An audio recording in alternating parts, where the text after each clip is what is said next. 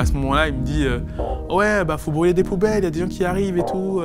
J'ai jamais vu des policiers qui te foutent la pression pour faire une infraction. Le sujet principal, c'était Souleymane. Donc celui qui n'a rien fait, c'est lui le sujet principal. Ça s'apparente à un coup monté. En fait, ils ont mélangé toutes nos histoires et ils les ont placées sur Souleymane pour faire en sorte que le sujet violence policière de la Brave et dissolution de la Brave soit totalement enterré. Je m'appelle Aimé Céleste Carreg et hier j'ai été déféré devant le tribunal de Paris pour un feu de sac poubelle alors que en réalité c'est la police qui m'y a incité et qui m'a poussé à le faire, m'a mis la pression pour le faire alors que je voulais simplement rentrer chez moi. Vendredi, j'ai pas participé particulièrement aux manifestations qu'il y avait par exemple à 14h, etc., parce que je voulais me reposer. Il y avait déjà eu une manifestation la veille, je comptais pas trop sortir. Mais quand il y a eu la décision du Conseil constitutionnel, j'ai été super choqué. Et donc je suis parti au rassemblement à l'hôtel de ville. J'ai croisé quelques personnes à la manifestation, dont Souleymane, celui que les médias appellent l'étudiant tchadien. Bah, il a un nom et c'est Souleymane. Et Souleymane qui avait dénoncé des agressions sexuelles, insultes racistes et agressions physiques de la part de la brigade de répression de l'action violente motorisée, la BRAVEM. Je le connaissais pas particulièrement, mais en réalité, en fait, on avait été à l'Assemblée nationale ensemble, sous invitation de Carlos Martins Bilongo, député La France Insoumise du Val d'Oise. Et donc j'ai été à ce rassemblement, puis il s'est transformé en manifestation spontanée. Pourquoi j'ai continué cette manifestation spontanée? Tout simplement parce que les manifestations spontanées, elles ne sont pas illégales. Malgré tout ce qu'essaye de faire croire la préfecture de police, elles ne sont pas illégales, c'est un droit de manifester, même si ce n'est pas déclaré. C'est une mesure de sécurité, la déclaration, mais ce n'est pas obligatoire. Et donc moi j'ai participé à cette manifestation jusqu'au moment où la BRAVEM et les CRS ont commencé à attaquer le cortège, etc. Jusqu'au moment où on a été tellement divisés qu'en fait on ne savait pas trop où se rassembler. Et il y avait eu du bouche à oreille pour peut-être un truc à Concorde.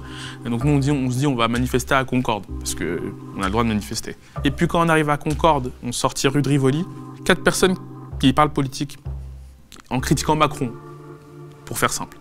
Donc nous on se dit, potentiellement, ce sont des manifestants. On ne voulait pas trop discuter avec eux, nous on a avancé, on voulait aller voir s'il y avait un rassemblement, pas grand-chose. On revient, on va les voir. Ils nous disent oui, place des Vosges, il y avait un rassemblement, on y était. Mais oui, nous, à place des Vosges, il y avait beaucoup de policiers, etc. Donc, faut faire diversion. Ils nous montrent le chantier, place de la Concorde. Ils nous disent ouais, il faudrait foutre le feu à ce chantier. Mais dommage, on n'est que 7. Donc 4 personnes. Et puis ils nous incluent dedans alors qu'on ne les connaît pas, quoi. Et qu'on ne compte pas brûler de chantier, nous on compte simplement manifester. Et à ce moment-là, ils proposent de brûler des poubelles. Ils nous disent, il faut qu'on se sépare, nous on va aller continuer sur la place Vendôme, puis aller prendre la rue Royale, et vous continuez tout droit sur la rue Saint-Florentin. Et on se retrouve à l'angle rue Saint-Florentin, rue Saint-Honoré. Ils nous disent, nous on a déjà brûlé des poubelles, et vous?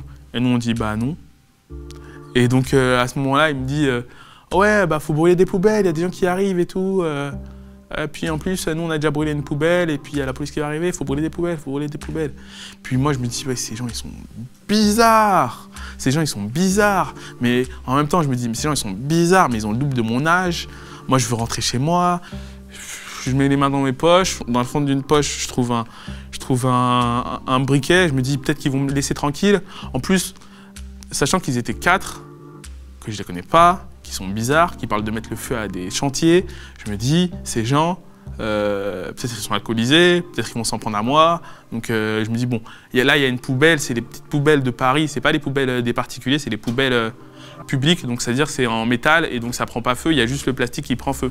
Je me dis, je vais foutre le feu au sac poubelle en plastique, ils seront contents, ils auront eu leur diversion avec la police, et moi, je me taille, je rentre chez moi. Il y a du coup la fille qui m'accompagne, et Souleymane, qui était le 3e, qui lui, il en avait rien à faire de ces 4 gens bizarres là. Il en avait rien à faire. Il voulait déjà rentrer chez lui. Il n'avait pas peur qu'il le tape pour que ce soit. Lui, il voulait juste rentrer chez lui. Et donc il était déjà rue Saint-Honoré. Il partait dans notre sens opposé. Et les personnes avec qui on était, ils nous ont bloqués sur un angle et ils nous disent « ouais, c'est la police ». J'ai jamais vu des policiers qui arrivent, te foutent la pression pour faire une infraction, et puis ensuite ils te disent « non, mais ouais, c'est la police, et vous vous êtes bien fait avoir ». En plus, pour qu'ils aient bien des belles preuves qu'on est des délinquants et tout, ils ont pris une vidéo où ils faisaient semblant de trembloter et qu'ils nous avaient pris sur le fil. Et le pire dans tout ça, c'est qu'ils nous avaient demandé de nous masquer. Et donc ils ont dit ouais, donc ils sont masqués, ils ont foutu le feu à une poubelle. Voilà, c'est des délinquants, c'est des black blocs, c'est terminé. Souleymane arrive.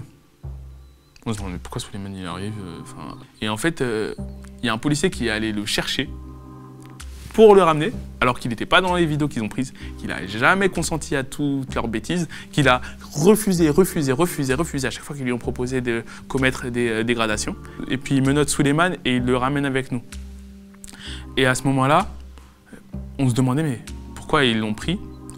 Parce que Souleymane, on se connaît pas trop, et puis il a rien fait, donc c'était étrange. Ils ont attendu qu'il y ait un fourgon banalisé qui arrive et ils nous ont ramenés au commissariat du 3e arrondissement. Une fois arrivé au commissariat du 3e arrondissement, quelle ne fut pas notre surprise quand on a remarqué qu'en fait tous les policiers connaissaient tous Souleymane. Tous. Il a vu le commissaire, il a fait « ah, c'est Souleymane ». Là, à ce moment-là, je me dis, il y a un loup, soit il y a des ordres qui viennent d'en haut, soit il y a quelque chose qui cloche. Quand on est arrivé au commissariat à la garde à vue, le sujet principal, c'était Souleymane. Donc celui qui n'a rien fait, c'est lui le sujet principal. Donc là, ça s'apparente à un coup monté. Ils attrapent quelqu'un qui savent pertinemment qu'il est innocent et qu'il n'a pas été attrapé dans ce coup monté. Mais dès qu'on arrive, les collègues du commissariat disent à ceux qui nous ont interpellés « ah ouais, vous avez chopé une très belle affaire comme ça ». Donc on a passé 24 heures en garde à vue. Bizarrement, quand Souleymane a demandé Maître Aria Halimi, ils ont dit « il est injoignable ». Il est injoignable. Donc Souleymane, il est pas idiot, hein. Il a dit Maître Halimi est injoignable. Ok, j'aimerais contacter quelqu'un de ma famille. Et puis il donne le numéro de Aria Halimi. Et Aria Halimi répond. Et après, du coup, il arrive à avoir un avocat en détournant la procédure. Parce que sinon, il n'allait pas avoir d'avocat. Hein. Sinon, ils allaient. En fait, ils faisaient absolument tout pour qu'on soit tous les trois déférés. Et donc, quand il discutait avec son avocat, on apprend qu'il y a un article qui est paru dans le Figaro. Quoi? La presse de droite, elle est déjà au courant que Souleymane est en garde à vue. Aria Halimi, dans son entretien avec Souleymane, en fait, il l'a informé qu'il y avait le Figaro qui avait fait un article et BFM TV qui en parlait sur les antennes. Et qu'ils avaient ramené des syndicalistes policiers pour bien enfoncer Souleymane. L'étudiant tchadien qui a dénoncé la Bravem est interpellé de nouveau à Paris. Il a été retrouvé avec une cagoule, des briquets et du gel hydroalcoolique. Alors, Souleymane n'avait pas de cagoule, pas de briquet, pas de gel hydroalcoolique, il n'était pas masqué. En fait, ils ont mélangé toutes nos histoires, ils ont pris tous les éléments qui pouvaient être à charge et ils les ont placés sur Souleymane pour faire leur papier torchon. Et donc, ils ont fait croire que Souleymane, c'est un dangereux étudiant étranger, black bloc, venu en France pour détruire des trucs, etc. Alors qu'à la base, Souleymane, il a été interpellé une fois par la Bravem parce qu'il voulait aller au resto. Et depuis, il va en manifestation pour défendre ses droits. C'est tout. Et Maître Halimi, il pose une question que je pose aussi.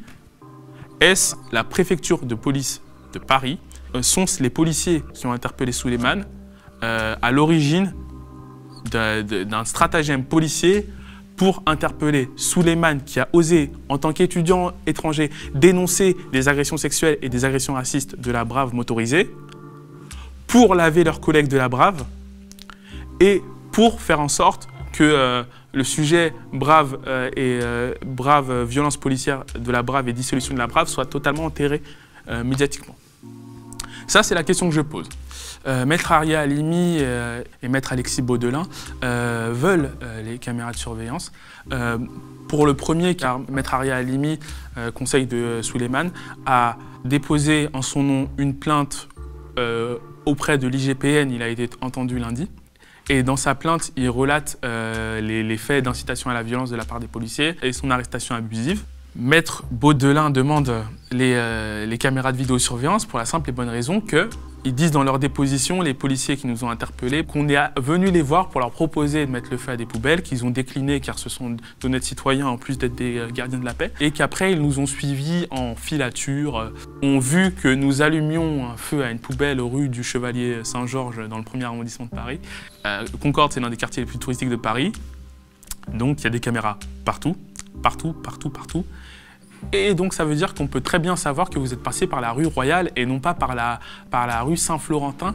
Et donc que vous ne nous avez pas suivis, donc que vous nous avez donné potentiellement un point de rendez-vous, ou sinon que vous êtes Madame Irma et que vous saviez où on comptait aller avant même qu'on y aille. Et donc ils ne veulent pas montrer la vidéosurveillance parce qu'ils savent que soit il y a un faux procès verbal et c'est un crime, dans le cadre où on voit les vidéosurveillances et qu'on voit qu'ils ont fait le tour, soit c'est un vrai procès verbal et ce sont des policiers parfaitement incompétents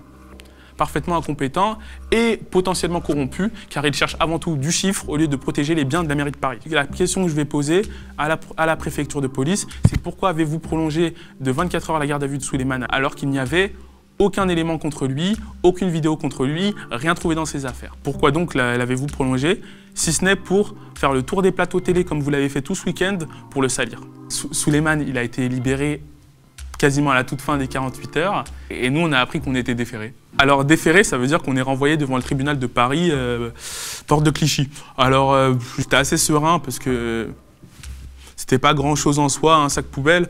S'il faut que je rembourse 1 millier de sacs poubelles à la mairie de Paris, je le ferai.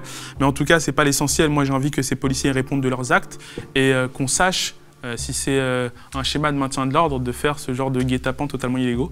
Je suis libéré sous contrôle judiciaire. Je dois respecter la règle suivante. Ne pas manifester, pas seulement à Paris, hein, ne pas manifester sur tout le territoire national jusqu'au 22 mai. Donc, ça tombe bien, on me prive de mes droits politiques pour une affaire qui, du coup, n'était pas au sein d'une manifestation et qui, du coup, était le résultat d'un stratagème policier. On me prive de mes droits politiques en pleine période de mobilisation contre la réforme des retraites.